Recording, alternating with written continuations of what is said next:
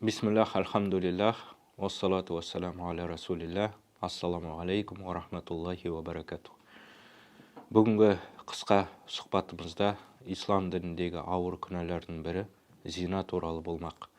Жалпы зина ислам дінінде ауыр күнәлардың қатарына жатады. Зина дегеніміз Аллах Тағалаға тіке қарсы шығу деген мағынаға келеді.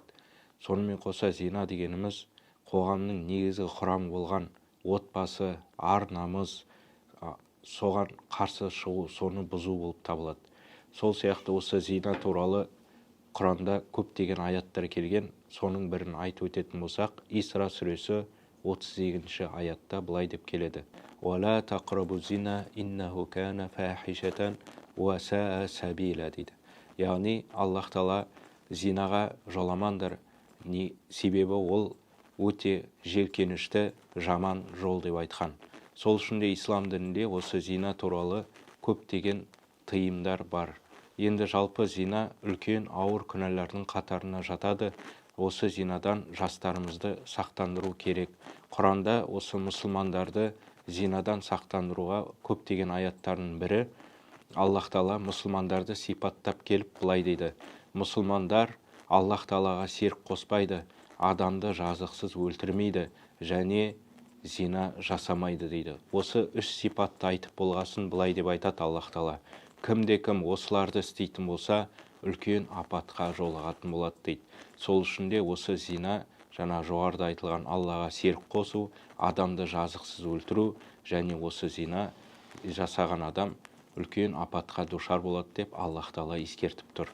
Енді пайғамбарымыз Алланың оған игілігі мен сәлем болсын, мынандай бір хадисінде айтады: зинап жасап атқан адамның бойында иман болмайды дейді. Тағы бір хадисте пайғамбарымыз Алланың оған игілігі мен сәлем болсын, ақыретте сондай адамдар махшар алаңына жиналып, өз терісіне өзі батып, сондай қиын жағдайда мына 7 адам Алланың аршының көлеңкесінде болады деген.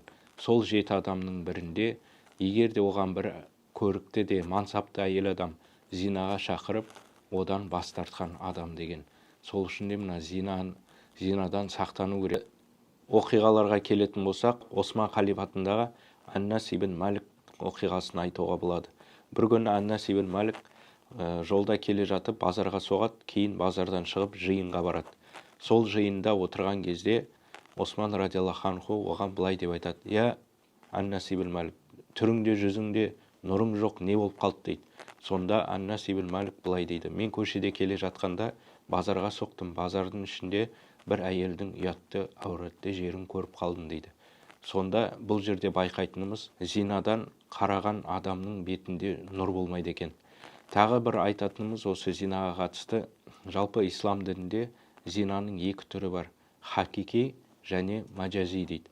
Хакики зина дегеніміз ол ер мен әйелдің кәдімгідей бір-бірімен төсектес болуын айтылады. Ал маджази дегеніміз сол зинаға алып баратын жолдарды айтады. Яғни маджази зина дегеніміз көз, тіл және де қол деп осылай шеретпен айтылған ғалымдарымыз. Неге бірінші көз десек, зинаға алып баратын жолдардың ең бірінші көз. Бірінші көз кетеді, сосын сөз кетеді деген сияқты мақалдар да бар. Сол үшін де зинаға алып баратын жолдардан да тыйылу керек. Қазіргі қоғамда интернет дамыған кезде көз кетіп, сөз кететін, зинаға алып баратын жолдардың ашық тұрған сәті. Содан әрбір мұсылман сақтану керек. Және де осыған қатысты тағы да бір оқиғаны айтып өтейік. Сақтанған адамды Аллах Тағала жәннатпен сүйіншілейді. Бұл оқиға пайғамбарымыз Алланың оған игілігі мен сәлем болсын өзі айтқан. Яғни ертеректе Әл-Кифл деген бір кісі болған. Сондай күнәһар адам. Оның істемеген күнәсі жоқ. Күнәнің бәрін істеген. Бір күні көшеде келе жатырып, жас қызды көріп, өзінің зинаға деген құлшынысы оянып, сол жас қызға ақша беріп 60 динар деп айтады риуаятта, беріп өзіне шақырады. Жаңағы қыз сол 60 динарға мұқтаж болып тұрған қыз екен, бірден келісе салады. Бірақ үйіне алып келгеннен кейін Әл-Кифл қараса, жаңағы қыз жылап тұр екен. Не үшін жылап тұрсын десе, бұндай нәрсені мен істемедім, анам да істемеді, менің анамның анасы да істемеді.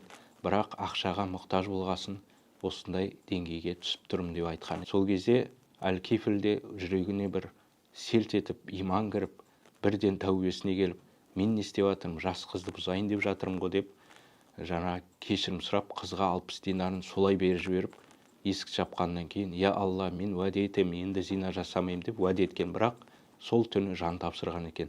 Кейін үйінің жанында екінші күні кісілер өтіп бара жатса, дуалында бұл адам жәннатпен сүйіншіленген адам деген жазуды көрген. Бұдан байқайтынымыз, кімде-кім осы зинадан қашып, Аллаға уәде етіп, зинаға енді жоламаймын десе, Аллах Тағала оған жәннатқа кіруге уәде берген екен.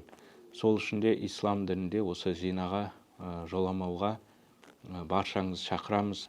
Сол сияқты біздің ата-бабаларымыз да өз ұрпақтарын зинадан тыйған. Оған мынандай мақалдар дәлел. Мысалы, қыз 40 үйден тыйым, ұл 30 үйден тыйым деген сияқты.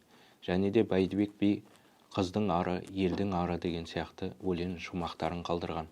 Сол сияқты Төле би кезінде де осындай бір оқиға болған, бір жас жігіт зина жасап қойған. Сол кезде Төле би оны ортаға шығарып, бұл жас жігіт өзінің отбасына, ата-бабаларын ар-ожданын шашты деп сөгіс алып, елден қуылған екен. Сол үшін де ислам дінінде осы зинаға жоламауға баршаңыз шақырамыз. Біздің жастардың тәрбиелі де адал неке не екенін біліп жүру өте маңызды.